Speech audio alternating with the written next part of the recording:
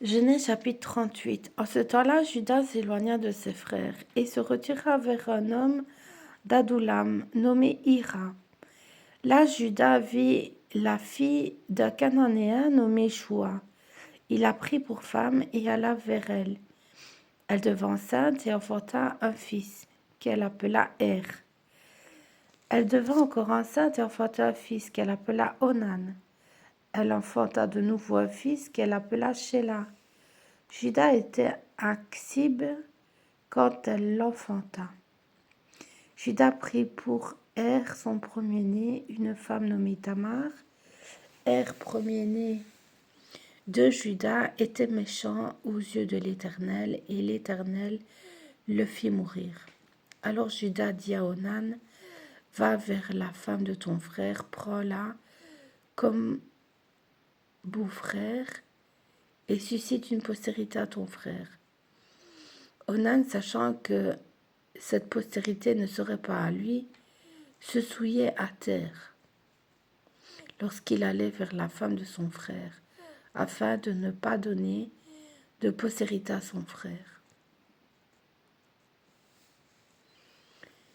Ce qu'il faisait déplut à l'Éternel, qui le fit aussi mourir.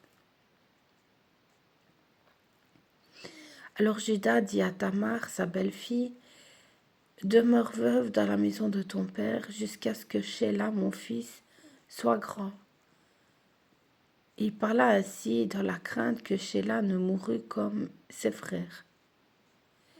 Tamar s'en alla et elle habita dans la maison de son père. Les jours s'écoulèrent et la fille de Shua, femme de Judas, mourut. Lorsque Judas fut consolé, il monta à Timna vers ceux qui tondaient ses brebis, lui et son ami Hira, l'Adoulamite. On en informa Tamar et on lui dit, « Voici ton beau-père qui monte à Timna pour tondre ses brebis. » Alors elle ôta ses habits de veuve, et elle se couvrit d'un voile et s'enveloppa, et elle s'assit à l'entrée d'Énaïm, sur le chemin de Timna, car elle voyait que Shelah était devenu grand et qu'elle ne lui était point donnée pour femme.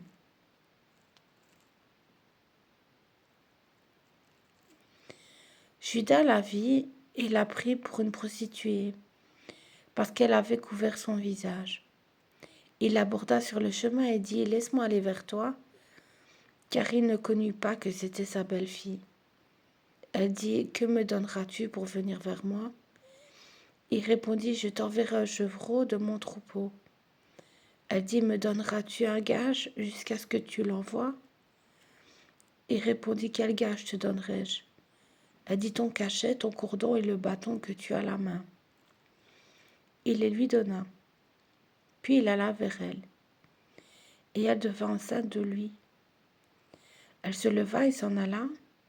Elle ôta son voile et remit ses habits de veuve.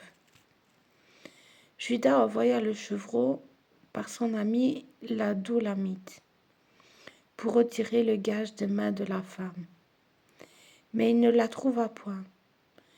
Il interrogea les gens du lieu en disant, « Où est cette prostituée qui se tenait à Énaïm sur le chemin ?»